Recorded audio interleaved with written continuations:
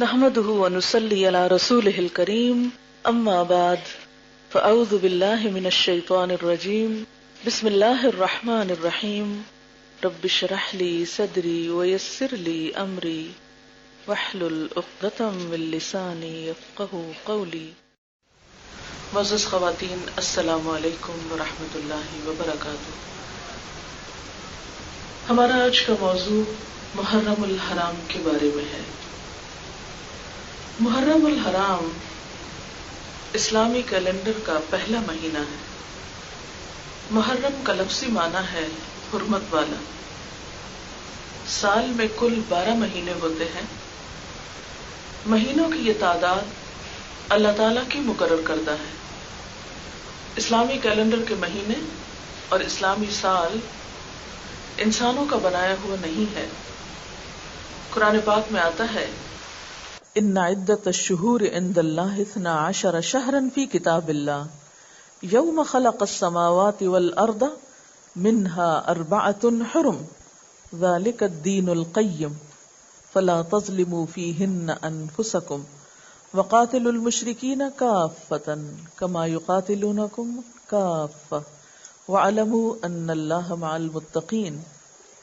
مہینوں کی تعداد جب سے اللہ نے آسمانوں اور زمین کو پیدا کیا اللہ کے نوشتے میں 12 ہی ہے. ان میں سے 4 مہینے حرام ہیں. یہی ٹھیک ضابطہ ہے. لہذا ان 4 مہینوں میں اپنے اوپر ظلم نہ کرو اور مشرکوں سے سب مل کر لڑو جس طرح وہ سب مل کر تم سے لڑتے ہیں. اور جان رکھو کہ اللہ متقیوں ہی کے ساتھ ہے. اس سے کیا پتہ چلتا ہے کہ زمین و آسمان کی تخلیق کے وقت ہی وقت کی تخلیق بھی ہو گئی تھی، یا وقت کی تقسیم بھی مہینوں کی شکل میں ہو چکی تھی. اس آیت میں جہاں 12 مہینوں کا ذکر کیا گیا وہاں 4 حرمت والے مہینوں کا بھی ذکر ہے. 4 حرمت والے مہینے کون سے ہیں؟ رجب، ذوالقعدہ، ذوالحج اور محرم. ان میں سے 3 مہینے تو وہ ہیں جن میں حج کے قافلے جاتے اور آتے ہیں اور حج ہوتا ہے. عموماً حج کے لیے لوگ ذوالقعدہ میں نکلتے، ذوالحج میں حج ہوتا اور محرم میں واپس آتے. حج کے اس فریضے کی ادائیگی کی وجہ سے ان مہینوں کو حرمت والا قرار دیا گیا. یہ ایک طرح سے پورے ملک عرب میں جنگ بندی کا اعلان ہوا کرتا تھا کہ ان مہینوں میں کوئی کسی کے ساتھ جنگ نہیں کرے گا تاکہ اللہ کے گھر جانے والے قافلے امن اور اطمینان کے ساتھ جا کر امن سے اپنے گھروں کو لوٹ سکیں. ان 3 کنزیکٹیو منتھس کے علاوہ رجب کا مہینہ عام طور پر عرب اس میں عمرہ کیا کرتے تھے. ہمارے ہاں تو زیادہ تر رواج رمضان میں جانے کا ہے، ان کے ہاں روایت تھی رجب میں جانے کی. اس مہینے کو بھی حرام قرار دیا گیا. جب اسلام آیا، نبی صلی اللہ علیہ وسلم دنیا میں تشریف لائے تو آپ نے ان مہینوں کی حرمت برقرار رکھی اور ان میں جنگ کرنا منع قرار پایا. لیکن ساتھ ہی یہ فرمایا فَلَا تَظْلِمُوا فِيهِنَّ أَنفُسَكُمْ، ان مہینوں میں اپنی جان پر اپنے آپ پر ظلم نہ کرو. وَقَاتِلُوا الْمُشْرِكِينَ كَافَّةً، اور مشرکوں سے سب مل کر لڑو. کما یقاتلونکم کافہ، جیسے وہ تم سے سب مل کر لڑتے ہیں.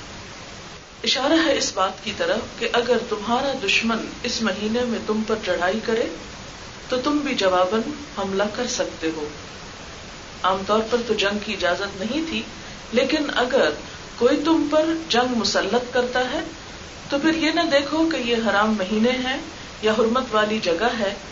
پھر ایک انسان کی جان، اس کی آبرو، اس کی عزت، اس کا جسم زیادہ محترم ہے باقی چیزوں کی نسبت.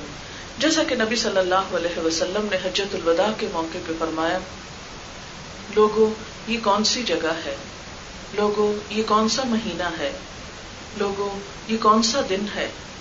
ان سب سوالوں کے جواب میں لوگوں نے عرض کیا حرمت والی جگہ، حرمت والا مہینہ، حرمت والا دن. پھر آپ نے فرمایا کہ ایک مسلمان کی حرمت اس بستی، اس مہینے اور اس دن سے بھی زیادہ ہے. یعنی جو شخص اللہ پر ایمان لے آتا ہے اس کی جان، مال، آبرو بہت محترم، بہت معزز اور بہت مکرم ہے. اور ویسے بھی عمومی طور پر ایک انسان کی جان وہ بھی محترم ہے، کیونکہ قرآن پاک میں اللہ تعالیٰ فرماتے ہیں وَلَقَدْ كَرَّمْنَا بَنِي آدم، ہم نے بنی آدم کو عزت بخشی. دنیا میں اس زمین پر انسان کا مقام اور انسان کی قدر و قیمت باقی ہر چیز سے زیادہ ہے. اسی لیے خودکشی تک کو حرام قرار دیا گیا کہ اپنے آپ کو خود ختم نہ کرو، کیونکہ جس جان کو اللہ نے پیدا کیا اور انسان کو عقل جیسی چیز سے نوازا، اس سے ایسی چیز کی توقع نہیں کی جا سکتی یا اس کے لیے یہ طریقہ درست نہیں. بہرحال اس آیت سے پتہ یہ چلتا ہے کہ 4 مہینے حرام ہیں اور ان میں سے ایک محرم کا مہینہ ہے. محرم اسلامی کیلنڈر کا پہلا مہینہ ہے. اسلامی کیلنڈر کی ابتدا حضرت عمر رضی اللہ تعالی عنہ کے زمانے میں ہوئی. سن ہجری کا پہلا مہینہ محرم ہے. اس کی بنیاد واقع ہجرت پر ہے، لیکن اس کا استعمال یعنی اس کیلنڈر کا استعمال سن 17 ہجری میں ہوا، یعنی نبی صلی اللہ علیہ وسلم کی ہجرت کے 17 سال بعد حضرت عمر فاروق رضی اللہ تعالی عنہ کے عہد حکومت میں. تاریخ کی کتابوں میں یہ بیان کیا جاتا ہے کہ حضرت ابو موسیٰ اشعری یمن کے گورنر تھے. ان کے پاس حضرت عمر رضی اللہ تعالی عنہ کے فرمان آتے جن پر کوئی تاریخ درج نہیں ہوتی تھی. اس سے یہ نہیں پتا چلتا تھا کہ پہلے کون سا حکم آیا یعنی سرکاری حکم اور بعد میں کون سا آیا، کیونکہ ڈاک کا انتظام بھی اس وقت ابھی ایسا منظم نہ تھا کہ اس کی کسی سٹیمپ کے ذریعے پتا چلتا. اس پر 17 ہجری میں حضرت ابو موسیٰ اشعری کے توجہ دلانے پر حضرت عمر فاروق نے صحابہ کرام کو اپنے ہاں جمع فرمایا اور ان کے سامنے یہ مسئلہ رکھا. سب نے باہم تبادلہ خیال کیا اور سب نے اس بات پر اتفاق کیا کہ اسلامی کیلنڈر کی ابتدا واقع ہجرت سے ہونی چاہیے. اور یاد رکھیے کہ ہجرت کا واقعہ ماہ محرم کے ابتدا میں پیش آیا. 13 نبوی کہتے ہیں اس سن کو جب نبی صلی اللہ علیہ وسلم کو نبوت ملی. 13 نبوت کے ذوالحج کے بالکل آخر میں مدینہ منورہ کی طرف ہجرت کا منصوبہ طے ہوا اور اس کے بعد جو چاند طلوع ہوا وہ محرم کا تھا. یہ روایت فتح الباری جو صحیح بخاری کی شرح ہے اس میں بیان کی گئی ہے. ہم دیکھتے ہیں کہ دنیا کے دوسرے ادیان میں یا مذاہب میں یا کلچرز میں جو کیلنڈر استعمال ہوتا ہے عموماً اس کی بنیاد کسی ان کے بڑے لیڈر کے یوم ولادت یا وفات وغیرہ کے مطابق ہوتی ہے. مثال کے طور پر آپ دیکھیے کہ مسیحی سن کی بنیاد حضرت عیسیٰ علیہ السلام کا یوم ولادت ہے، اسی لیے اس کے آخر میں جب سن لکھتے ہیں تو حمزہ لکھتے ہیں این، یہ اشارہ ہے عیسوی کی طرف، حضرت عیسیٰ علیہ السلام کی طرف. یہودی اپنا سن حضرت سلیمان علیہ السلام کی تخت نشینی کے ایک پرشوکت واقعے سے رکھتے ہیں. اسی طرح بکرمی سن یعنی ہندوؤں کا جو ہے یہ راجہ بکرما جیت کی پیدائش کی یادگار ہے. رومی اپنا سن سکندر فاتح اعظم جو بہت مشہور بادشاہ تھا اس کی پیدائش سے رکھتے ہیں. اسی طرح باقی مذاہب میں بھی ایسے ہی کچھ واقعات کیلنڈر کی بنیاد بنتے ہیں، لیکن اسلام اس لحاظ سے بہت ممتاز ہے کہ اس کے کیلنڈر کا آغاز اور ابتدا تاریخ کے ایک عظیم الشان واقعے ہجرت سے ہوئی. ہجرت کیا ہے؟ اللہ کی راہ میں اپنا مال، گھر بار، وطن، ہر چیز چھوڑ دینا، کیونکہ انسان کے بعد انسان کا دین اور ایمان سب سے قیمتی چیز ہے جس کی بنیاد پر اس کی آخرت کے بننے یا بگڑنے کا انحصار ہے. اس لیے جب ہجرت کا واقعہ کیلنڈر کی بنیاد بنا، اور آپ نے دیکھا ہوگا کہ جب ہم اسلامی مہینہ لکھتے ہیں تو اس کے آخر میں گول ہے ڈالتے ہیں جو ہجری کی انڈیکیشن کرتا ہے، ہجرت کی طرف رہنمائی کرتا ہے، اور مسلسل مسلمانوں کو یاد دلاتا ہے کہ جہاں کہیں تمہارے ایمان کا مسئلہ ہوگا وہاں تمہیں اپنا ایمان بچانے کے لیے کچھ بھی جو قربان کرنا پڑے تو کر گزرنا. اور یہی وجہ ہے کہ ہم دیکھتے ہیں کہ حضرت امام حسین علیہ السلام نے اس مہینے میں جو اپنی جان آفرین کے سپرد کی، وہ بھی دراصل اسلام ہی کی وجہ تھی، ایمان ہی کا بچانا تھا، اپنے اصولوں کی خاطر ہی تھی. پھر ہم دیکھتے ہیں کہ محرم کا جو لفظی معنی ہے وہ بھی ہے حرمت والا مہینہ. اس مہینے میں خاص طور پر کچھ حرمتیں رکھی گئیں جن کا میں آگے ذکر کروں گی. بخاری اور مسلم کی روایت ہے، آپ صلی اللہ علیہ وسلم نے اپنے حج کے خطبے میں فرمایا کہ زمانہ گھوم گھام کر اپنی اصلیت پر آ گیا ہے. سال کے 12 مہینے ہوا کرتے ہیں جن میں سے 4 حرمت اور ادب والے ہیں. 3 تو پے در پے، ذوالقعدہ، ذوالحج اور محرم، اور چوتھا رجب ہے جو جمادی الاخری اور شعبان کے درمیان ہے. اس مہینے کے بارے میں بعض روایات میں یوں بھی آتا ہے کہ اس مقدس ماہ کی عظمت ابتدائے آفرینش سے ہے، یعنی جب سے دنیا بنی ہے یہ مہینہ مقدس اور محترم ہے. روایات میں آتا ہے کہ اسی ماہ میں اللہ تعالیٰ نے زمین، آسمان، پہاڑ، سمندر، لوح قلم، جبریل علیہ السلام اور دیگر فرشتوں کو پیدا کیا. اسی ماہ میں حضرت آدم علیہ السلام کو پیدا کیا گیا اور ان کی توبہ قبول ہوئی. عاشورہ محرم میں ہی حضرت نوح علیہ السلام کو طوفان سے نجات ملی.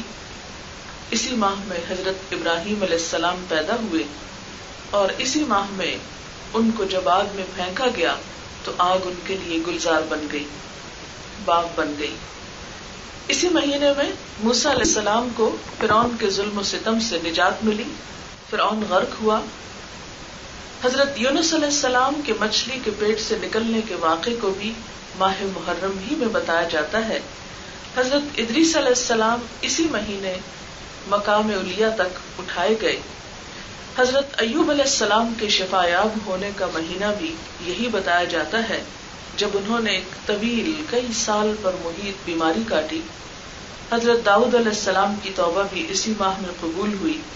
حضرت سلیمان علیہ السلام کو سلطنت بھی اسی ماہ میں ملی اور اسی ماہ کے بارے میں کہا جاتا ہے کہ قیامت بھی اسی مہینے میں آئے گی.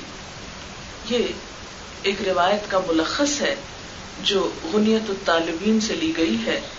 غنیت الطالبین شیخ عبد القادر جیلانی کی کتاب ہے. اسلام سے قبل لوگ عاشورہ محرم کا روزہ رکھتے تھے. نبی صلی اللہ علیہ وسلم جب مدینہ تشریف لے گئے تو وہاں کے لوگ یہ روزہ رکھا کرتے تھے اور پھر اس پر خوشی بھی مناتے تھے. ابتدائے اسلام میں بھی عاشورہ محرم کا روزہ فرض ہوا. رمضان کے بعد یہ روزہ فرض تو نہیں رہا لیکن اس کا اجر اور ثواب باقی رہا. بخاری اور مسلم کی روایت ہے جب حضرت صلی اللہ علیہ وسلم مدینہ منورہ تشریف لے گئے تو یہودیوں کو عاشورہ محرم کا روزہ رکھتے ہوئے پایا. فرمایا تم اس دن روزہ کیوں رکھتے ہو؟ انہوں نے جواب دیا کہ یہ ہماری نجات کا دن ہے، یعنی بنی اسرائیل کو فرعون کے ظلم سے اس روز نجات ملی تھی. اس دن اللہ تعالیٰ نے انہیں نجات بخشی تو موسیٰ علیہ السلام نے شکرانے کا روزہ رکھا. تو بنی اسرائیل چونکہ موسیٰ علیہ السلام کی قوم تھے تو ان کو فالو کرتے اور انہی کی پیروی میں انہوں نے یہ روزہ رکھا. آپ صلی اللہ علیہ وسلم نے فرمایا حضرت موسیٰ علیہ السلام کے ساتھ ہم تم سے زیادہ موافقت رکھتے ہیں، یعنی تم ان کو فالو کرتے ہو تو وہ ہمارے لیے بھی ایک عظیم ہستی ہیں. اس لیے آپ صلی اللہ علیہ وسلم نے خود بھی روزہ رکھا اور صحابہ کرام کو بھی روزہ رکھنے کا حکم دیا. صحیح مسلم کی حدیث ہے افضل الصیام بعد رمضان شہر اللہ الحرام. عاشورہ محرم کا یہ روزہ رمضان کے بعد سب سے افضل روزہ ہے، یعنی 10 تاریخ کا روزہ جو ہے رمضان کے بعد سب سے افضل روزہ ہے. اسی طرح صحیح مسلم کی روایت ہے کہ 10 محرم کے دن روزہ رکھنے سے 1 سال کے گناہوں کا کفارہ ہوتا ہے. اس لیے اس دن روزہ رکھنے کی کوشش کرنی چاہیے. مسند احمد کی روایت ہے کہ آپ صلی اللہ علیہ وسلم نے یہودیوں کی مشابہت سے بچنے کے لیے فرمایا کہ اگر آئندہ میں روزہ رکھوں گا تو 9ویں اور 10ویں کا روزہ رکھوں گا. اور آئندہ سال آپ محرم سے قبل وفات پا گئے، لیکن یہ حکم باقی رہا. صحابہ کرام نے عمل کیا، بعض ان میں سے 9ویں اور 10ویں کا روزہ رکھتے اور بعض 10ویں اور 11ویں کا روزہ رکھتے. عام طور پر 11ویں کے روزے سے منع کیا جاتا ہے کہ اس دن روزہ نہیں رکھنا چاہیے، حالانکہ ایسی کوئی ممانعت کی بات نہیں ہے، نہ ہی کسی صحیح حدیث سے ایسی کوئی چیز ثابت ہے. پھر ہم دیکھتے ہیں کہ اس مہینے کے اندر کچھ ایسے واقعات پیش آئے کہ جو اسلامی تاریخ میں بہت ہی تکلیف دہ واقعات ہیں، جن کی وجہ سے ابتدائی دور کے مسلمانوں میں بھی شدید اضطراب پھیلا، اور اس کے بعد آج تک وہ اضطراب مسلمانوں کے اندر موجود ہے. اور اس کی بنیادی وجہ یہ ہے کہ نواسۂ رسول صلی اللہ علیہ وسلم امام حسین علیہ السلام اپنے خاندان سمیت اس مہینے میں شہید ہوئے. سوال یہ پیدا ہوتا ہے کہ آپ کی شہادت ہمیں کیا سبق سکھاتی ہے؟ آپ کی شہادت میں ہمارے لیے کیا نمونہ ہے؟ اس میں کوئی شک نہیں کہ حضرت امام حسن اور حسین رضی اللہ تعالی عنہما دونوں ہی حضور صلی اللہ علیہ وسلم کے بہت ہی پیارے تھے، بہت عزیز تھے. آپ ان کو جنت کے پھول کہا کرتے تھے.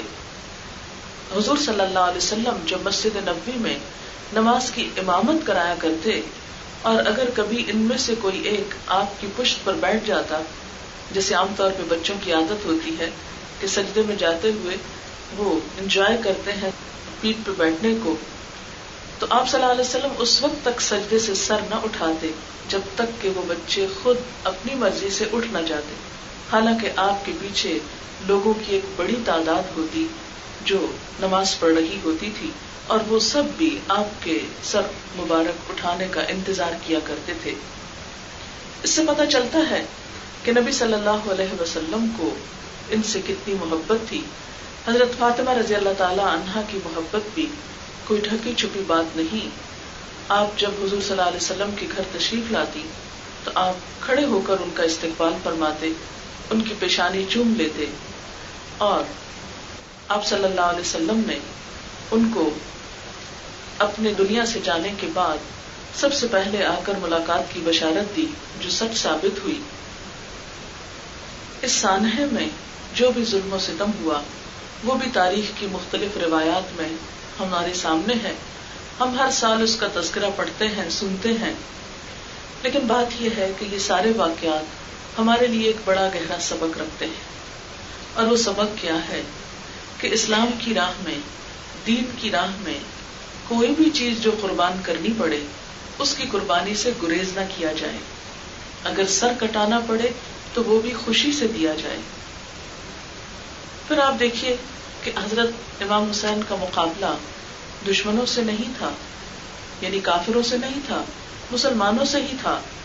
اور مسلمانوں کے اندر کچھ ایسا اضطراب ہوا، کچھ غیروں کی ڈالی ہوئی ایسی غلط فہمیاں تھی کہ جن کی بنا پر 2 گروہ آپس میں ٹکرا گئے.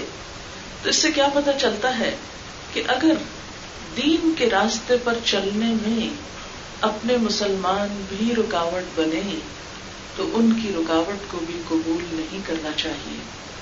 ہمیشہ حق اور اصول ہی کا ساتھ دینا چاہیے.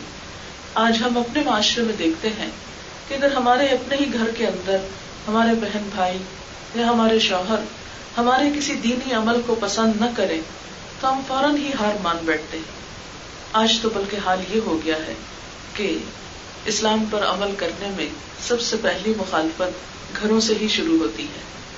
گھر والے ہی پسند نہیں کرتے کیونکہ مجموعی طور پر ماحول اس طرح کا ہو چکا ہے کہ جس سے اسلام دن بدن اجنبی ہوتا چلا جا رہا ہے. اسلام زندہ ہوتا ہے ہر کربلا کے بعد. اسی طرح آج اگر ہم چاہتے ہیں کہ اسلام زندہ ہو، اسلامی روایات زندہ ہوں، تو یہ اسی صورت میں ہو سکتی ہیں جب ہم قربانی دینا سیکھیں. واقعہ کربلا سراسر قربانی کا سبق ہے. اور قربانی، ابھی قربانی کی عید بھی ہم نے کچھ عرصہ پہلے، 1 مہینہ پہلے بنائی ہے. حضرت ابراہیم علیہ السلام کا اپنے بیٹے کو ذبح کر دینا اور نواسہ رسول صلی اللہ علیہ وسلم کا اپنی گردن کٹا دینا، یہ سب کچھ کیا معنی رکھتا ہے؟ حضرت ابراہیم علیہ السلام نے بھی ایک خواب کے آنے پر، ایک اشارہ پانے پر اپنے ہی بیٹے کے گلے پر چھری کیوں رکھ دی؟ اس کے پیچھے کیا غرض تھی؟ کیا مقصد تھا؟ کیا معنی تھا؟ یہی نا کہ جو اللہ چاہے وہی سب سے مقدم ہے. اگر اللہ تعالیٰ کو یہ پسند ہے کہ میں اپنا بیٹا اس کے نام پر ذبح کر ڈالوں، اپنے ہاتھ سے چھری پھیر دوں، تو میں اس سے بھی پیچھے نہیں رہوں گا. آج ہم میں سے کتنے ہیں جو اللہ کے دین کے لیے، اسلام کی خاطر اپنے بچوں کو اسی طرح قربان کرنے کا جذبہ رکھتے ہوں؟ نبی صلی اللہ علیہ وسلم نے فرمایا تھا کہ میری امت پر ایک وقت ایسا آئے گا کہ جب غیر قومیں اس کی طرف اس طرح چڑھ دوڑیں گی کہ جس طرح بھوکے دسترخوان پر ٹوٹ پڑتے ہیں. لوگوں نے عرض کیا، یا رسول اللہ صلی اللہ علیہ وسلم، کیا اس وقت ہم تعداد میں کم ہوں گے؟ آپ نے فرمایا، نہیں، تم تعداد میں بہت ہوگی، لیکن تمہارے اندر دنیا کی محبت اور موت کا خوف بیٹھ جائے گا. آج امت مسلمہ پر ایسی ہی حالت ہے کہ ہم موت سے ڈرتے ہیں، جہاد کے نام سے خوف کھاتے ہیں، اور دوسری طرف دنیا کی محبت ہمارے رگو پے میں سرایت کر گئی ہے. ہم میں سے بہت سے لوگ دین کا، قوم کا، وطن کا جب نام لیتے ہیں تو اس میں بھی بسا اوقات صرف اپنے مفادات ہوتے ہیں. ہمارے ہاں یہ روایت بہت کثرت سے عام ہوتی جا رہی ہے کہ ہم اپنے ذاتی فائدوں کی خاطر قوم کو نقصان پہنچا دیتے ہیں، جبکہ قومیں وہی ترقی پاتی ہیں جہاں فرد خود کو اجتماعیت کے فائدے پر، اکثریت کے فائدے پر قربان کرنا سیکھے. مجاہد اگر جہاد نہ کرے، فوجیں اگر آگے بڑھ کر نہ لڑے، تو ہزاروں لوگوں کی زندگیاں خطرے میں ہوں. ایک فوج کیوں لڑتی ہے؟ کیوں اپنی جان کا سودا کرتی ہے؟ اس لیے کہ وہ دوسرے ہزاروں لاکھوں لوگوں کی زندگی کو بچانے کا عزم رکھتی ہے، اپنے دین کو بچانے اور اپنے رب کا نام بلند کرنے کی نیت رکھتی ہے.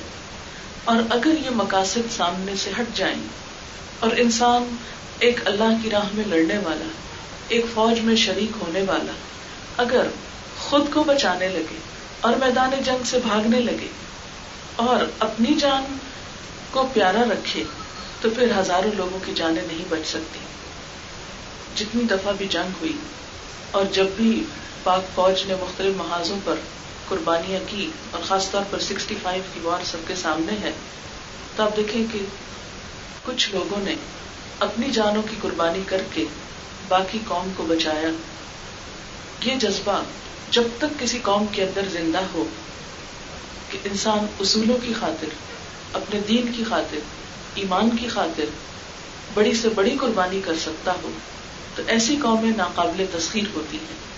لیکن اگر اس کے برعکس خدا نہ خواستہ اپنی جان پیاری ہو جائے، جہاد کا جذبہ ٹھنڈا پڑنے لگے اور خود کو بچانے کے لیے قوموں کو قربان کر دیا جائے، تو ایسی قربانی انسان کی دنیا اور آخرت دونوں کے لیے نقصان دہ ہو سکتی ہے.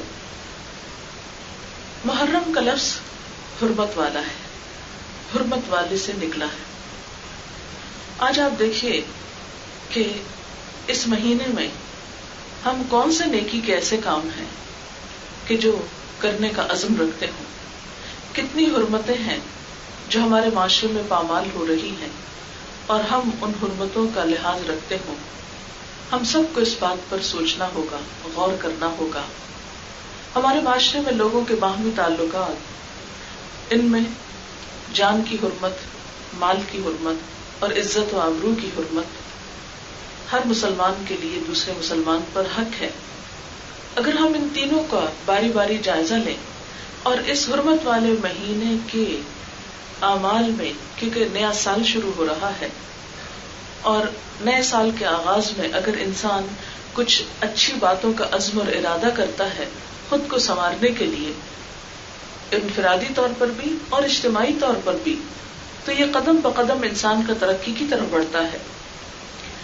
اس وقت میں خاص طور پر بات کروں گی ان 3 حرمتوں کے بارے میں کہ جن کو اللہ کے رسول صلی اللہ علیہ وسلم نے ایک مومن کا جان اور مال اور عزت جو ہے وہ مکہ مکرمہ کی حرمت سے زیادہ اہم قرار دیا، اور ان کی خاطر مرنے والے کو، جان دینے والے کو شہید قرار دیا گیا.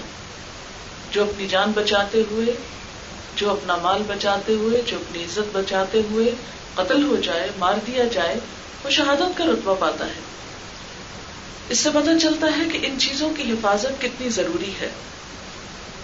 آپ دیکھیے کہ جہاں تک جان کی حرمت کا تعلق ہے، کس قدر افسوس کے ساتھ کہنا پڑتا ہے کہ ہم مسلمانوں کے اندر بہت سے قتل کے واقعات اس طرح دکھائی دیتی. کسی دن کا کوئی اخبار لے لیجیے، ہاں اردو کا لے لیجیے، انگریزی کا لے لیجیے، عید کے دن کا لے لیجیے یا رمضان کے پورے مہینے کا لے لیجیے یا محرم کا لے لیجیے، کہیں کا بھی لے لیجیے، کوئی دن ایسا نہیں پائیں گے سال کے 365 دنوں میں سے کہ جب کوئی نہ کوئی شخص بے گناہ قتل نہ ہو ہمارے ملک کے اندر.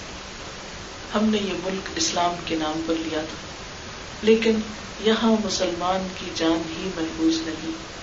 مسلمان کا خون اس طرح بہا دیتا ہے گویا کچھ مسئلہ ہی نہ ہو، یا کسی جانور یا کسی بکرے کو ذبح کرنا ہو.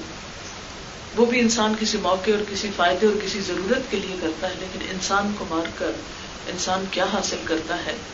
ہمیشہ کا نقصان کر دیتا ہے. ہمارے معاشرے میں بسا اوقات مال کی وجہ سے قتل ہوتے ہیں، بسا اوقات عزت آبرو کی وجہ سے قتل ہوتے ہیں، بسا اوقات بے وجہ قتل کر دیے جاتے ہیں کہ غصہ کسی اور پر ہے اور بم کہیں اور جا کے پھینکا کہ جس کی وجہ سے بے گناہ معصوم شہری مارے گئے جن کا کوئی قصور نہ ہو. اور پھر آپ دیکھیے کہ ہم نے ہندوؤں سے یہ ملک جو الگ لیا تھا، کس لیے؟ اس کا نام کیا رکھا؟ اسلامی جمہوریہ پاکستان.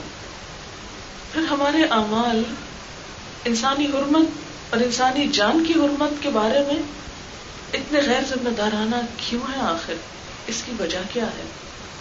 ہم میں سے ہر وہ شخص جو دل رکھتا ہے، جو احساس رکھتا ہے، اسے اس کے بارے میں سوچنا چاہیے. اور اسی میں آپ دیکھیے کہ بے شمار خواتین سال کے دوران بے وجہ موت کے گھاٹ اتار دی جاتی ہیں. بہت سے چولہا پھٹنے کے واقعات آپ سنتے ہیں کہ جو دراصل چولہا نہیں پھٹا ہوتا، وہ تیل پھینک کر مار دیا جاتا ہے، جلا دیا جاتا ہے. کل پرسوں میں ایک اخبار کی کٹنگ پڑھ رہی تھی. شیخ پورہ کے نزدیک ایک گاؤں میں ایک 16 سالہ بچی جو اسکول کی طالبہ بھی تھی اور اس کے ساتھ حافظ قرآن بھی تھی، اپنے گھر میں تنہا تھی کہ اتنے میں کوئی گنڈا آیا اور اس نے اس کے ساتھ زیادتی کرنے کی کوشش کی. جب اس نے ریزسٹ کیا، مزاحمت کی اور اپنے آپ کو بچایا تو اس نے اس پر تیل پھینک کر اس کو جلا دیا. جلی ہوئی حالت میں ہسپتال کے اندر آہیں بھرتی رہی، دلدوز چیخیں مارتی رہی، اور کسی طرح اس نے اخبار کے ایک کالم نویس کو خط لکھا اور اس میں بہت سی فریادیں کہ جنہیں پڑھ کر آنسو کنٹرول نہیں کر سکتا انسان. اور اس نے مجرم کا نام بھی لکھا اس بچی نے، کیونکہ وہ اس کو پہچانتی تھی. سب کچھ بتایا، لیکن ہسپتال میں وہ کراتی ہوئی مر بھی گئی. اور جب بعد میں پتا چلا کہ اس ہسپتال سے اس کا ریکارڈ، اس کے کاغذات، اس کی بیماری، اس کی موت، سب کچھ غائب کر دیا گیا. یہ سب کچھ کیا ہماری بے حسی کی علامت نہیں ہے؟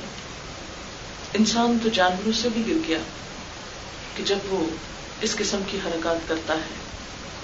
پھر اسی طرح بے شمار واقعات. آج ہی مجھے کسی نے لکھ کر بھیجا کہ انہوں نے اپنے فرسٹ کزن کا واقعہ لکھا کہ وہ اچانک جل گیا اور اس جلنے نے اس کے اوپر اتنا شدید نفسیاتی اثر ڈالا کہ جب وہ زخم ہیل بھی ہو گئے تو بعد میں وہ ہر وقت کہتا تھا میں جل رہا ہوں، میں جل رہا ہوں. یعنی اس کو جلنے کا جو خوف تھا وہ اس کے دماغ سے نہیں جاتا تھا. تو ماں باپ بھی اس سے تنگ ہو گئے. انہوں نے ایک اپارٹمنٹ لے لیا اس کو الگ سے، کہ جس میں اس نے ایک دن خودکشی کر لی. اس میں سے لکھا ہوا تھا کہ کیا والدین تک بھی اتنے سنگ دل اور ظالم ہو سکتے ہیں. اس میں سے لکھا ہوا تھا کہ کیا والدین تک بھی اتنے سنگ دل اور ظالم ہو سکتے ہیں کہ ان کو اپنے بچوں کی چیخیں اور آہیں اور درد اور دکھ محسوس نہ ہو. تو واقعی انسان سوچنے پہ مجبور ہوتا ہے. آپ نے دیکھا ہوگا کہ جانور بھی جب بچے پیدا کرتے ہیں، جوڑا بنتے ہیں، چڑیا گھر بناتے ہیں، انڈے دیتے ہیں، تو آپ نے دیکھا ہوگا کہ دونوں ساتھ ساتھ رہتے ہیں، باری باری ان انڈوں پہ بیٹھتے ہیں، اور جب بچے نکل آتے ہیں تو ان کی خوراک بھی مل جل کر لاتے ہیں، اور وہ دونوں الگ نہیں ہوتے جب تک کہ بچے اپنے پاؤں پہ کھڑے نہیں ہو جاتے، خود کو سنبھال نہیں لیتے، خود اڑنے کے قابل نہیں ہو جاتے. وہ ایک دوسرے کو نہیں چھوڑتے ان بچوں کی خاطر. لیکن آج ہمارے معاشرے میں بے شمار واقعات کہ صرف انا کا مسئلہ بنا کر بچوں کی زندگیاں تک داؤ پہ لگا دی جاتی ہیں. طلاق کا ریٹ بڑھتا چلا جا رہا ہے، معصوم جانوں کی فکر نہیں. بسا اوقات چھوٹے چھوٹے واقعات، چھوٹی چھوٹی چیز کو انا کا مسئلہ بنا کر، بے صبری کا ثبوت دے کر، بسا اوقات شوہر کی طرف سے ایسی زیادتی ہوتی ہے، بعض اوقات عورت کی طرف سے، کیونکہ دونوں ہی انسان ہوتے ہیں. فرشتے تو دنیا میں نہیں اتارے گئے، انسان ہی رکھے گئے ہیں. لیکن میں سوچتی ہوں جب ایسے واقعات سنتی اور پڑھتی ہوں تو دل اڑتا ہے کہ انسان کیوں اتنا بے حس ہوتا چلا جا رہا ہے. کہ یہ جیسے قرآن پاک میں آتا ہے نا، ثم رددناہ اسفل سافلین، پھر ہم نے اسے سب نچلوں سے نچلا کر دیا. یعنی انسان جب اپنی انسانیت سے نیچے اترتا ہے تو وہ جانوروں سے بھی بدتر ہو جاتا ہے، ان سے بھی نیچے اتر جاتا ہے. کہ جانور بھی اپنے بچوں کی خاطر اکٹھے رہتے ہیں، لیکن انسانوں میں بسا اوقات چھوٹی چھوٹی باتیں بچوں کی زندگیوں کو جہنم بنا دیتی ہیں. تو بات یہ ہو رہی تھی کہ جان کی حرمت، محرم اس بات کا تقاضا کرتا ہے کہ انسان جان کی حرمت اور جان کی قدر و قیمت جانے.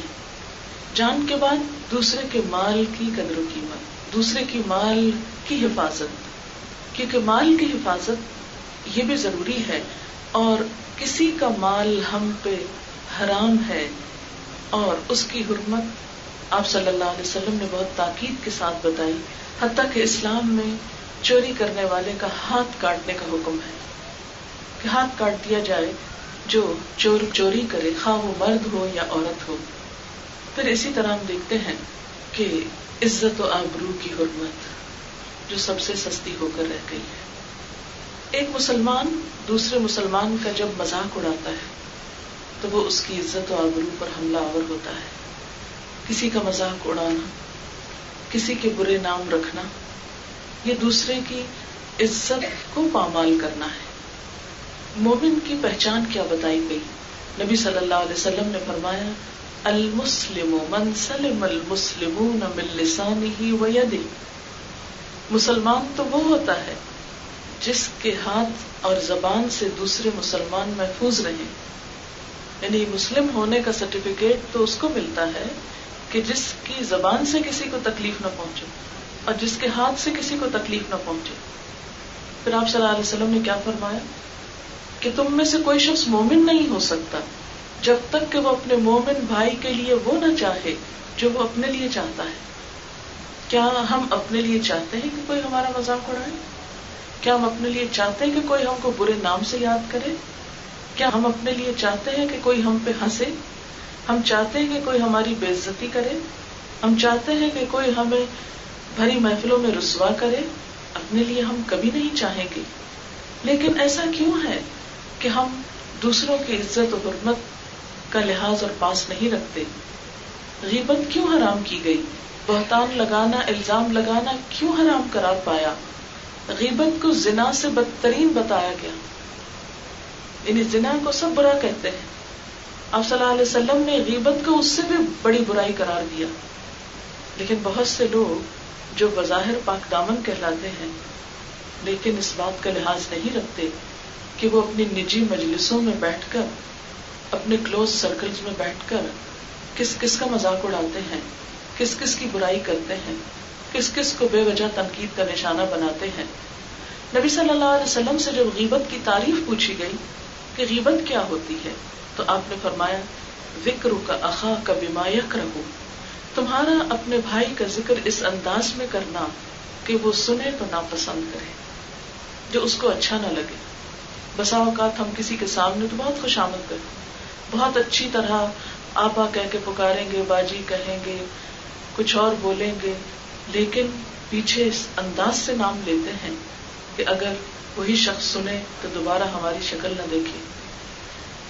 بعض اوقات ایک مجلس میں کچھ لوگ بیٹھے ہوتے ہیں، بہت اچھی طرح ایک دوسرے سے بات کرتے ہیں، بظاہر بہت کائنڈ اور بہت کیئرنگ نظر آتے ہیں، لیکن جو ہی ان میں سے ایک اٹھتا ہے تو سارے ہاتھ دھو کے اس کے پیچھے پڑ جاتے ہیں اور ہر قسم کی برائیاں اس میں سے چن کر اس کو بدنام کرنے کی کوشش کرتے ہیں. تو کوئی بھی ایسی چیز کہ جو کسی کی ذات کے بارے میں، کسی کی شکل و صورت کے بارے میں، کسی کے جسمانی سائز کے بارے میں، کسی کے حال حلیے اور لباس کے بارے میں ناگوار انداز میں کی جائے، یہ سب کچھ غیبت میں شمار ہوتا ہے اور اس کو حرام قرار دیا گیا ہے. ایک شخص نے آپ صلی اللہ علیہ وسلم سے پوچھا کہ اگر وہ بات اس شخص کے اندر ہو، یعنی میں سچ کہہ رہا ہوں کہ وہ شخص ہے ہی ایسا، یعنی ایک عیب اگر کسی کے اندر ہے تو یہ بھی برائی ہوگی. آپ نے فرمایا کہ ہاں یہی تو غیبت ہے، اور اگر وہ نہیں تو تم اس پر بہتان لگا رہے ہو، جو اس سے بھی زیادہ شدید بات ہے. بہتان لگانے سے انسان کی زندگی بھر کی نیکیاں برباد ہو سکتی ہیں.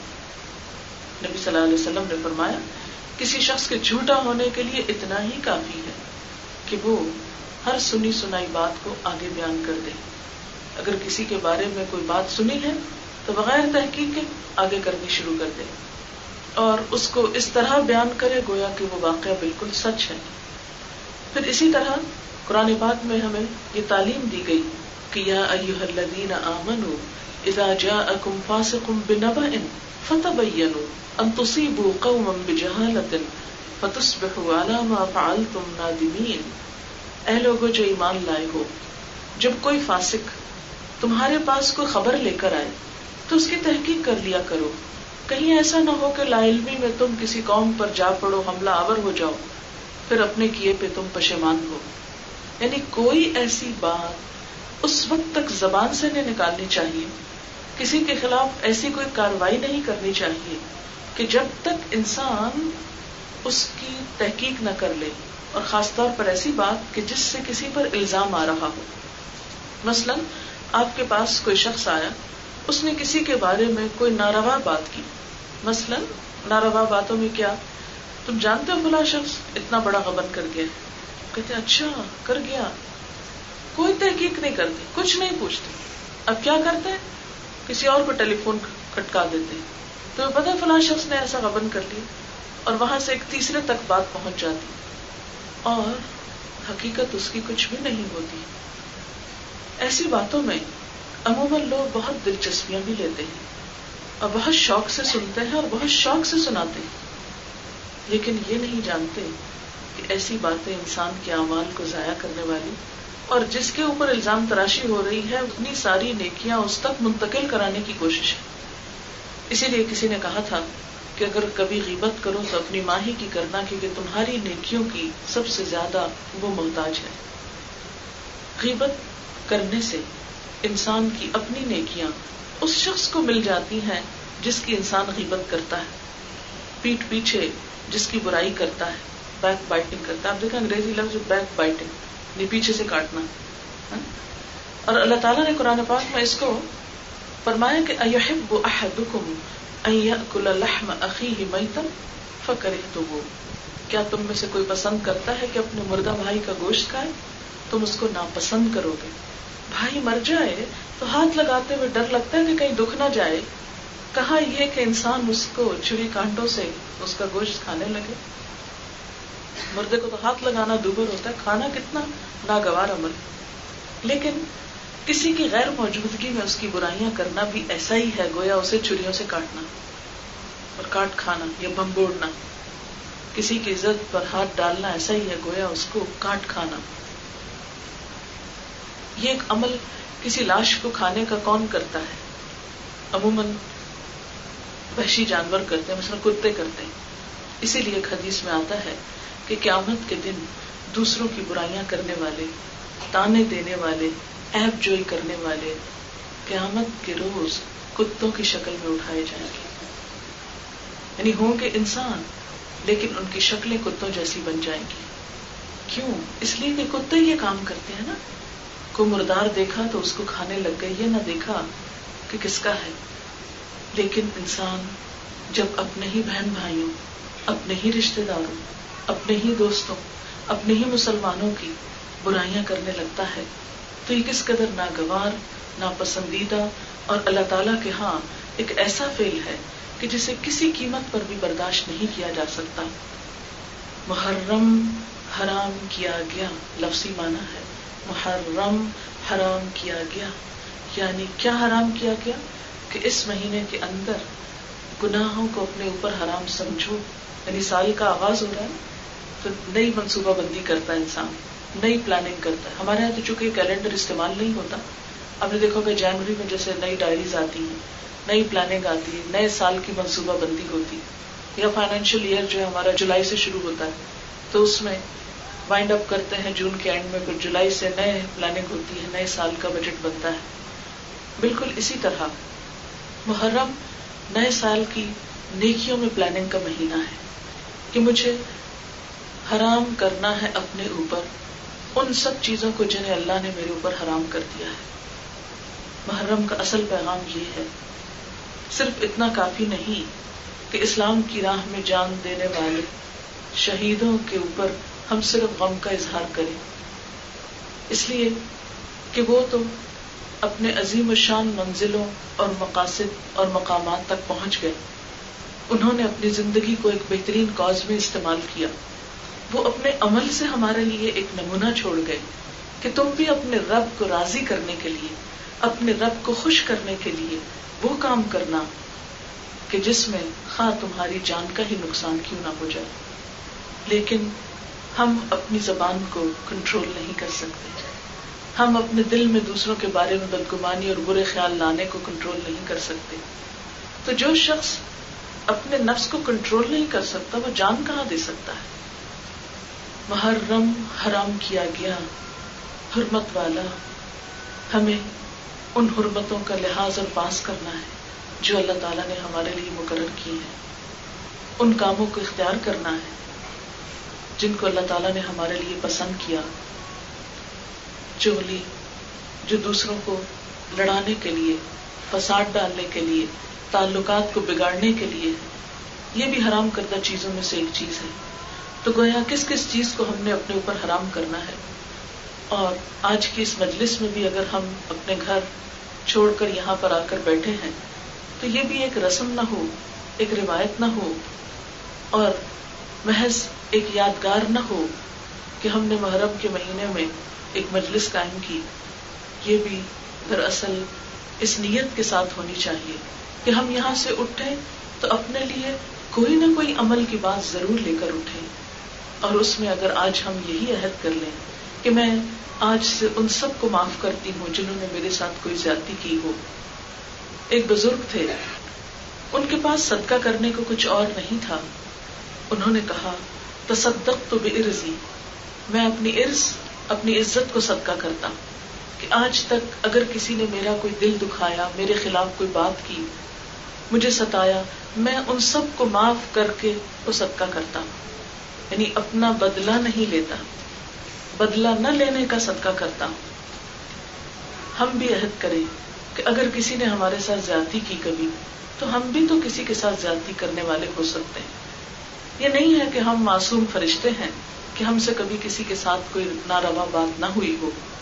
اگر کسی نے ہمارے ساتھ کوئی ایسی چیز کی جو ہم کو ناگوار گزری تو ہم نے بھی زندگی میں کئی ایسی باتیں کہی ہوں گی، ہماری زبان سے بھی کسی کے لیے دل آزاری کے لفظ نکلے ہوں گے. تو کیا ہم اپنے لیے نہیں چاہتے کہ اللہ ہم کو معاف کر دے؟ قرآن پاک میں اللہ تعالیٰ فرماتے ہیں الا تحبون ان یغفر اللہ لکم، کیا تم پسند نہیں کرتے کہ اللہ تم کو معاف کر دے؟ اگر تم پسند کرتے ہو کہ اللہ تم کو معاف کر دے تو تم دوسروں کو معاف کرنا سیکھو۔ نمبر 1 یہ کہ ہم اپنے دلوں کو دوسروں کے خلاف بدگمانیوں، نفرتوں اور ان چیزوں سے نکالیں، اس لیے کہ جب ہم کسی سے نفرت کرتے ہیں تو اس کا تو کچھ نہیں بگڑتا، کیونکہ ہر نفع نقصان اللہ کے ہاتھ، مگر ہم کم از کم اپنے آپ کو ضرور نقصان دیتے ہیں۔ کس طرح؟ اپنا دل کالا کر کے، میلا کر کے، یعنی اگر کوئی میلی چیز ہمارے ہاتھ میں ہے اور دراصل ہم کسی کے لیے لے جا رہے ہیں تو اس سے پہلے کہ وہ کسی تک پہنچے وہ خود ہمارے اپنے ہاتھ میں ہوتی ہے۔ اس لیے اپنے دل کو چمکانے کے لیے، اپنے بھلے اور اپنے فائدے کے لیے ہم اپنے دل سے کھرچ کر نکالتے ہیں ان باتوں کو جو کسی کے لیے بھی ہمارے اندر کوئی نیگیٹو تھنکنگ کے طور پر ہے، دلوں کو بڑا کر لیں، اس لیے کہ جنت کی وسعتیں زمین و آسمان کے برابر ہیں۔ اس کے باسی وہی ہو سکتے ہیں جن کے دل بڑے ہوں۔ وہاں ان وسیع جنتوں کا مالک بننے کے لیے بڑے دل والا ہونا ضروری ہے، اور جو بھی بڑا دل رکھے گا وہ معاف آسانی سے کر سکتا ہے، اس کے لیے معاف کرنا کسی کو مشکل کام نہیں۔ اور جب ہمارا دل دوسروں کے لیے اچھا ہو جائے گا، گمان اچھا ہو جائے گا، تو باقی قباحتوں سے ہم خود بچ جائیں گے۔ پھر کسی کا مذاق اڑانا، برے نام رکھنا، بدگمانی کرنا، تجسس کرنا، غیبت کرنا، چغلی کرنا، الزام تراشی کرنا، ان عادتوں سے خود بخود چھٹکارا ہوتا جائے گا۔ اور جب ان عادتوں سے چھٹکارا ہوگا تو حقیقت میں ہم اللہ کے پسندیدہ بندے ہوں گے اور محرم کا پیغام سمجھنے والے ہوں گے، یعنی مسلمان کی حرمت کا پاس رکھنے والے، جسے اللہ نے معزز بنایا ہے، اللہ تعالیٰ کے اس منصوبے کا ساتھ دینے والے ہوں گے، مومن کے صحیح معیار پر پوری اترنے والے۔ اور جب تک ان صفات کی نفی ہمارے اندر سے نہیں ہوتی تو دراصل ہم اپنا ہی نقصان کرتے ہیں۔ اور اس کی مثال ایسے ہی ہے اپنی نیکیاں دوسروں کو دینے کی، کہ ہم اپنا ایک ایسا اکاؤنٹ رکھتے ہوں لیکن اس کی چیک بک کسی اور کے پاس ہو، وہ جب چاہے اس میں سے کیش کروا لے۔ نیکیوں کے بینک میں نیکیاں ڈال رہے ہیں جبکہ انہیں کیش دوسرے کرواتے جا رہے ہیں، جن کا ہم برا چاہتے ہیں اور جن کو ہم برا سمجھتے ہیں، جن سے ہم نفرت کرتے ہیں، جن کو ہم بدنام کرنا چاہتے ہیں، جن سے ہم کوئی انتقام لینا چاہتے ہیں۔ دراصل ان سے انتقام کی بات تو بعد میں ہوگی، لیکن اپنی نیکیوں سے ہاتھ دھونا اور اپنے لیے آخرت کے امن کے رستے مسدود کرنا، یہ پھر ہمارے حصے میں نہ آئے۔ میری اللہ تعالیٰ سے دعا ہے کہ ہم اس مہینے کی حرمت کو سمجھیں، اس کے پیغام کو سمجھیں اور اپنی زندگی کو بدلنے کا عزم کریں۔ تو میں خلاصہ بیان کروں گی کہ اسلامی کیلنڈر کا پہلا مہینہ، اسے اللہ تعالیٰ نے پہلا بنایا، اس کی حرمت اللہ تعالیٰ نے بنائی، نبی صلی اللہ علیہ وسلم نے باقی رکھی، اور اس مہینے کا روزہ 9ویں 10ویں کا رکھنا افضل ہے۔ اگر کسی وجہ سے 2 دن کا رکھنا مشکل ہو تو کم از کم 10ویں کا روزہ رکھنے کی نیت۔ اور اسی طرح حضرت امام حسین رضی اللہ تعالیٰ عنہ کے واقعے سے قربانی کا سبق، اور قربانی میں سب سے پہلے اپنی انا قربان کرنا، دوسروں کو معاف کرنا، اور اپنی زبان، اپنے دل، اپنے خیالات کو ان چیزوں سے پاک کرنا جو انسانی تعلقات کی خرابی کا باعث بنتے ہیں، تاکہ ہمارے لیے یہ دنیا کی زندگی باہمی تعلقات کے اچھا ہونے کی وجہ سے ایک جنت بن جائے، کیونکہ شہیدوں کے لیے بھی جنت اسی لیے ہے کہ وہ جان دیتے ہیں۔ تو جو اپنے نفس کو کنٹرول کر سکے، اپنے نفس کے شر کو ذبح کر سکے، انشاءاللہ ان کے لیے بھی پھر جنت کے دروازے کھلے گی، شرط یہ ہے کہ ہم عمل کرنے والے ہوں۔ جی کوشچن ہے کوئی تو کر لیجیے۔ عمل میں اور نیت میں پاکیزگی اور اخلاص اور یہ سب چیزیں کیسے پیدا ہوتی ہیں نا؟ جس طرح مادی چیزوں کا میلا ہونا ہوتا ہے، ایسے ہی دل بھی میلے ہو جاتے ہیں نا، روح پر بھی دھبے پڑ جاتے ہیں، نیتیں بھی بعض اوقات پھسلنے لگتی ہیں۔ تو جس طرح اس گلاس کو دھونے کے لیے پانی چاہیے اور ڈٹرجنٹ چاہیے، اسی طرح دل کو دھونے کے لیے بھی کچھ چاہیے۔ دل کو دھونے کا بہترین طریقہ جو ہے وہ کلام الہی ہے، اللہ تعالیٰ کا قرآن ہے۔ قرآن پاک میں بھی اور حدیث پاک میں وحی الہی کو یعنی قرآن کو بارش سے تشبیہ دی گئی. جس طرح بارش آتی تو پورا ماحول دھل جاتا ہے، ہر چیز پہ پڑتی. بالکل اسی طرح قرآن پاک زندگی کے ہر موضوع، ہر بات، ہر چھوٹی بڑی چیز پر انسان کی رہنمائی کرتا ہے. جب انسان قرآن پاک سے ایک تعلق قائم کرتا ہے تو یقیناً دلوں کی صفائی ہوتی ہے. نبی صلی اللہ علیہ وسلم نے فرمایا کہ دلوں کو زنگ لگ جاتا ہے جیسے لوہے کو زنگ لگتا ہے. تو صحابہ کرام نے پوچھا کہ لوہے کا زنگ دور کرنا تو ہم جانتے ہیں، دلوں کا زنگ کیسے دور کریں؟ تو اس وقت بھی آپ صلی اللہ علیہ وسلم نے یہ فرمایا کہ کثرت سے قرآن کو پڑھو اور موت کو بھی کثرت سے یاد کرو. دو چیزیں انسان کو فائدہ دیتی ہیں. ایک تو یہ کہ انسان اپنے انجام کو سامنے رکھے. دنیا کے کامیاب انسانوں کا جب تجزیہ کیا گیا کہ ان کی کامیابی کی کیا وجوہات تھیں تو ان میں سے ایک بڑی وجہ یہ بتائی گئی کہ وہ اپنے انجام کو دیکھ کر آغاز کرتے ہیں کسی کام کا، یعنی انجام کو سامنے رکھ کر آغاز. اور عام روزمرہ زندگی میں بھی ہم دیکھتے ہیں کہ مثلاً اگر ہم گلاس کہیں رکھنے لگے تو پہلے یہ دیکھیں گے کہ سرفس کیسی ہے اور پھر انجام دیکھ کے اتنے ہی زور سے رکھیں گے اس کو. اسی طرح کسی بھی کام، مثلاً فرش اگر چکنا ہے تو ہم قدم رکھنے سے پہلے احتیاط کریں گے. اس سڑک سے اتنے میل پر وہ ہے، مجھے اتنے گھنٹے چاہیے، اس کے مطابق آپ سفر کرتے ہیں. اس کو ذہن میں رکھ کے اس کی ڈائریکشن لیں گے آپ. اگر آپ یہ معلوم ہی نہ کریں، کسی کے گھر چلیے وہ تو بہت دور کی بات ہے، کسی کے گھر جانا ہے، مثلا مجھے یہاں آنا تھا، تو اگر مجھے ایڈریس ہی نہیں معلوم تو میں اپنا سفر ہو سکتا ہے ادھر کو کرنے کے بجائے کسی اور طرف کرنے لگے، وقت بھی ضائع ہوتا، آپ لوگ بھی تکلیف اٹھاتے، مشقت ہی مشقت. تو بالکل اسی طرح ہم سب زندگی کے ایک سفر میں ہیں. جب تک ہم اپنا انجام، اپنی آخرت، اپنا حساب سامنے نہیں رکھتے اس وقت تک یہ سفر درست نہیں ہو سکتا. ایک تو یہ ہے کہ اس کو سامنے رکھنا ہے. دوسرا یہ ہے کہ اپنی کمپنی کو ضرور دیکھیں کہ ہم جہاں اٹھتے بیٹھتے ہیں کہیں ایسا تو نہیں کہ وہاں اللہ کی حدود پامال ہوتی ہے، کہ میں کہیں کسی کے پاس بیٹھتی ہوں تو غیبت شروع ہو جاتی ہے، یا کوئی ایسا انسان میرے آس پاس ہے جس کی سوچ بہت نیگیٹو ہے کہ اس کے پاس بیٹھتے ہی ہر چیز مجھ کو بری لگنے لگتی، ہر چیز میں عیب نظر آتے ہیں، ہر چیز کو کرٹیسائز کر رہے ہیں، ہر چیز کے نیگیٹو پہلو کو، منفی اندھیرے رخ کو دیکھ رہے ہیں. تو یہ بہت ضروری ہے. زندگی میں بھی ایسے لوگوں کے ساتھ تعلق قائم کریں، ایسی مجلسوں میں اٹھیں بیٹھیں کہ جہاں دلوں کی صفائی ہوتی رہے. دلوں کی صفائی کے لیے دو چیزیں بڑی اہم ہیں، ایک اچھی صحبت، اچھی مجلس، اور دوسرے اللہ کی کتاب. کیونکہ نبی صلی اللہ علیہ وسلم نے جب انسانوں کا تزکیہ کیا جیسے قرآن پاک میں آتا ہے تو اس کے لیے ایک تو آپ کا اپنا وجود تھا اور دوسرے وہ تعلیم تھی، یعلمہم الکتاب والحکمہ، کتاب اور حکمت کو سکھانا. جہاں ہم نے اور بہت کچھ سیکھا ہے، بہت کچھ کرتے رہتے ہیں، وہاں اس چیز کی طرف اپنے فائدے کے لیے توجہ دینا بہت ضروری ہے. کسی بھی چیز کو پہچاننے کے لیے ضروری ہے کہ پہچانا جائے. یہ میں آپ کو بتا دوں کہ عربی زبان جو ہے بولنے کے لیے ایز اے لینگویج تو شاید مشکل ہو، لیکن قرآن پاک میں آتا ہے وَلَقَدْ يَسَّرْنَا الْقُرْآنَ لِلذِّكْرِ فَهَلْ مِن مُدَّكِرٍ. ہم نے قرآن کو نصیحت کے لیے بہت آسان کر دیا ہے، کوئی نصیحت لینے والا؟ خصوصاً ہم لوگوں کے لیے، جبکہ اردو کے 70% لفظ عربی سے آئے.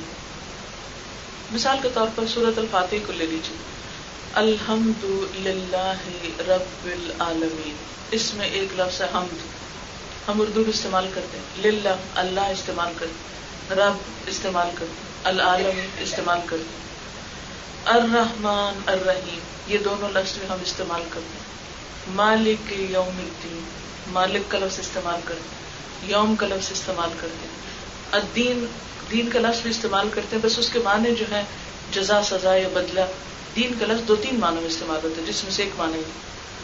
پھر ایاک نعبد، ایاک ذرا سا نیا لفظ ہے، نعبد میں عبد عبادت استعمال کرتے ہیں. ایاک نستعین، نستعین جو ہے بظاہر ذرا سا مشکل لفظ لگ رہا ہے لیکن استعانت مدد کے معنوں میں اردو میں استعمال ہوتا ہے. اہدنا ہدایت سے، ہدایت اردو میں استعمال ہوتا ہے. صراط المستقیم، صراط مستقیم ہم کتنی دفعہ سنتے ہیں. صراط الذین، صراط راستے کو کہتے ہیں. الذین جو ہے یہ ذرا سا نیا لفظ ہے لیکن اتنی دفعہ قرآن میں آتا ہے کہ آپ بہت جلدی یوزڈ ہو جاتے ہیں. انعمت، انعام، انعام بھی اردو میں استعمال ہوتا ہے. علیہم ذرا سا نیا ہے لیکن وہ بھی محاورے میں آتا ہے. غیر کا لفظ بھی آتا ہے, غیر المغضوب, مغضوب غضب سے, غضب بھی استعمال ہوتا ہے. ولا الضالین, دلال بھی استعمال ہوتا ہے.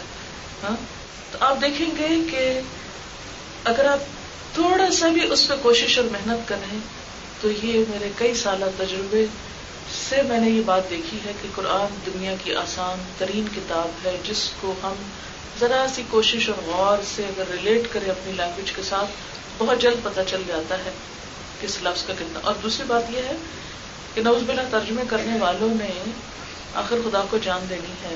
ایسی بات نہیں ہے کہ وہ انہوں نے کوئی منمانی باتیں لکھی ہوئی ہیں. اکا دکا کہیں کوئی انسانی غلطی کوتاہی اگر کسی سے ہوئی بھی تو دوسروں نے اس کی اصلاح کی, چھوڑا نہیں کسی نے. قرآن پاک میں لکھا ہوا ہے لا یأتیہ الباطل من بین یدیہ ولا من خلفہ, کہ باطل اس کتاب کے نہ آگے سے آ سکتا نہ پیچھے سے آ سکتا. اس میں مداخلت نہیں کر سکتا, اس میں تحریف نہیں ہو سکتی, اس کو کوئی مستقل طور پہ نہیں بدل سکتا. ابھی میں نے کہا نا کہ انجام کو دیکھ کے آغاز کریں. تو 10 سال بعد اگر ایک چیز آپ کی ضرورت پیش آنے والی ہے اور آج سے آپ اس کی تیاری کر رہے ہیں تو اس میں کوئی برائی نہیں ہے.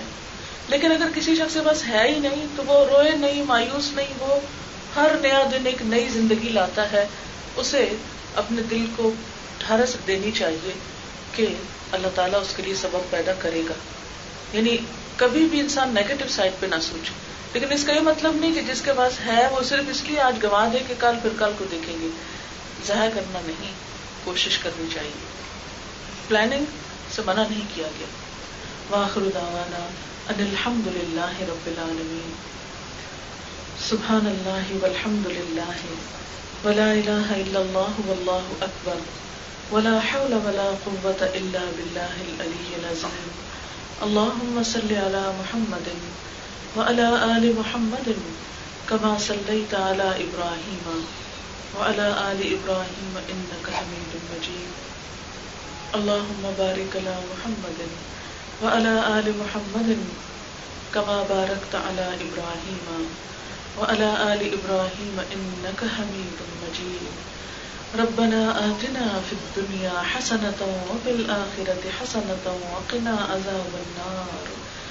ربنا لا تزغ قلوبنا بعد إذ هديتنا وهب لنا من لدنك رحمة إنك أنت الوهاب. ربنا هب لنا من أزواجنا وذرياتنا قرة أعين واجعلنا للمتقين إماما. یا اللہ پاک جو کچھ ہم نے پڑھا ہے اس میں جو بات آپ کی مرضی کے مطابق ہو ہمیں اس پر عمل کی توفیق عطا فرما, اس کو اپنی رحمت سے قبول فرما. اور اگر کوئی بات نادانستگی میں آپ کی مرضی کے خلاف ہوئی ہو تو ہم سب کو بخش دے اور اس رستے کی ہدایت دے جو تیرا پسندیدہ ہو. یا اللہ ہمیں زندگی کے اس امتحان میں کامیاب فرمانا, ہمیں اپنی کتاب اور اپنے حبیب محمد صلی اللہ علیہ وسلم کی زندگی سے بہترین رہنمائی نصیب فرما. ہمارے دلوں میں اپنی محبت پیدا کر دے, ایمان کو ہمارے دلوں میں عزیز ترین بنا دے, ہمیں ایمان کا لطف نصیب فرما. یا اللہ تو مسلمانوں کے باہم تعلقات کو درست فرما. یا اللہ مذہب کے نام پر جو نفرتیں عام ہو گئی یا اللہ ان کو دور فرما. یا رب العالمین تو سب کلمہ گو مسلمانوں کو باہم ایک دوسرے کے احترام کی توفیق عطا فرما. یا اللہ ایک دوسرے کی عزت اور ایک دوسرے کی قدر و قیمت کو پہچاننے کی توفیق دے. یا رب العالمین تو ہمیں اپنے مقرب بندوں میں فرما. یا اللہ تو ہمیں نیکیوں کی توفیق عطا فرما, ہمیں گناہوں سے بچا, ہم سے وہ کام لے لے جن سے تو ہم سے راضی ہو جائے. یا اللہ جنہوں نے اس مجلس کا اہتمام کیا ہے اس مجلس کو ان کے لیے صدقہ جاریہ بنا. یا رب العالمین تو ہم سب کو اس مجلس کی برکتوں سے مالا مال فرما, ہمیں اپنا قرب نصیب فرما. اللہم انا نعوذ بک من جہد البلاء ودرک الشقاء وسوء القضاء وشماتة الأعداء. لا حول ولا قوة الا باللہ العلی العظیم. اللہ تعالیٰ تو ہماری اس کوشش کو قبول فرما, تمام بیماروں کو صحت عطا فرما, سب دکھی لوگوں کے دکھ دور فرما. جو مالی مشکلات میں مبتلا ہیں اللہ ان کی مشکلات کو آسان فرما. اللہ تعالیٰ اس مجلس میں جو بھی حاضر ہیں ان کا آنا، ان کا بیٹھنا، ان کا وقت لگانا قبول فرما. ان کے دلوں میں جو دعائیں اور نیک تمنائیں ہیں ان کو پورا فرما. یا اللہ تو ہم سب کو اپنا قرب نصیب کر، امت مسلمہ پہ اپنی رحمت نازل فرما. یا اللہ ہم مسلمانوں کے دلوں میں باہم محبت پیدا کر دے. ربنا تقبل منا انك انت السميع العليم وتب علينا انك انت التواب الرحيم. وصلى الله تعالى على خير خلقه محمد وعلى آله وأصحابه وأهل بيته أجمعين برحمتك يا أرحم الراحمين. الہی آمین. سبحانك اللهم وبحمدك نشهد ان لا اله الا انت نستغفرك ونتوب الیک. والسلام علیکم ورحمۃ اللہ وبرکاتہ.